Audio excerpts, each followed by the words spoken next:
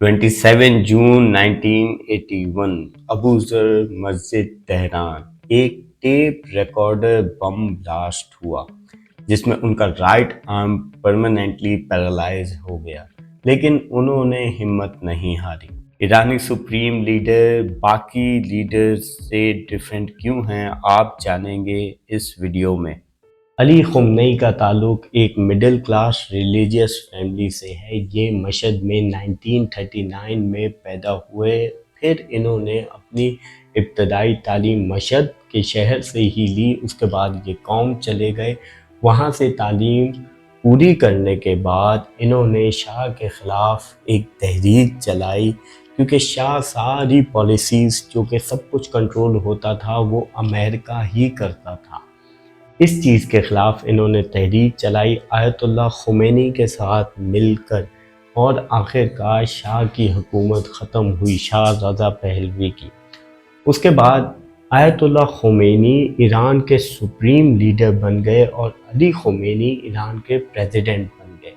پر 1989 میں آیت اللہ خمینی کے انتقال کے بعد علی خمینی کو ہی ایران کا سپریم لیڈر بنا دیا گیا، کیونکہ اس تحریک میں انہوں نے 15 سے 16 سال اسٹرگل کی تھی، اور سمجھیں کہ فرنٹ لائن پہ علی خمینی ہی تھے شاہ کے خلاف تحریک چلانے میں۔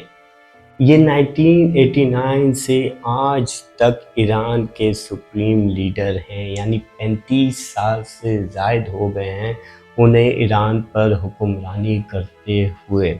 ایران کی ملٹری ان کے کنٹرول میں ہے، یعنی یہ سپریم لیڈر ہیں، انہی کے آرڈرز مانے جاتے ہیں۔ دوسری چیز، ان کی پرسنالٹی کافی سادہ ہے، یعنی یہ ورلڈ باقی لیڈرز کی طرح ایسا نہیں کہ ان کے ہاتھ میں آپ کوئی گھڑی مہنگی دیکھیں گے یا پھر کوئی بڑی گاڑیاں دیکھیں گے۔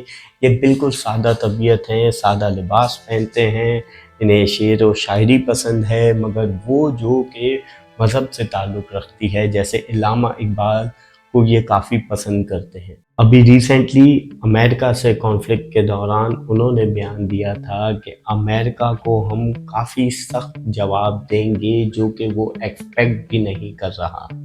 ایک بات تو طے ہے، علی خمینی ایسے لیڈرز میں سے ہیں جو اپنے دشمن کی آنکھ میں آنکھ ڈال کر بات کرتے ہیں۔